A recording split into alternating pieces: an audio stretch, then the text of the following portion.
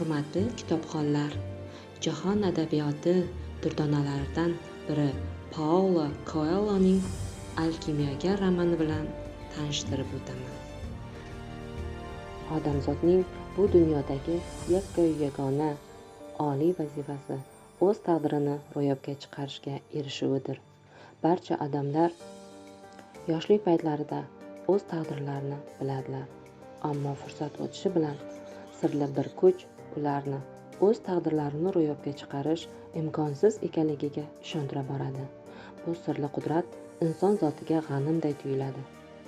Aslida esa o'z taqdirini qanday ro'yobga chiqarish yo'lini xuddi ana shu qudrat ko'rsatib beradi. U insonning ruhini va erkini o'sha buyuk vazifaga tayyorlaydi. Bu kurrai zaminda oliy bir haqiqat mavjud. Qachonki sen nimanidir astoydil istasang, albatta unga erishasan.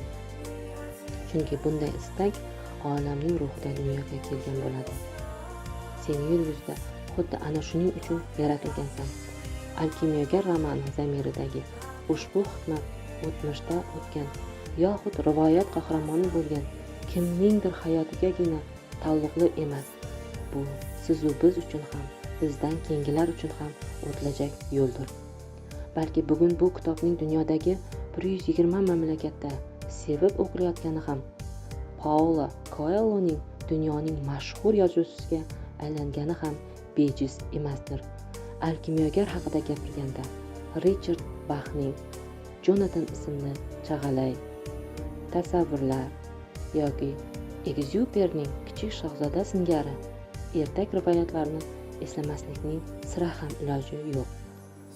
Ammo alkimiyagar ularning hech biriga o'xshamaydi.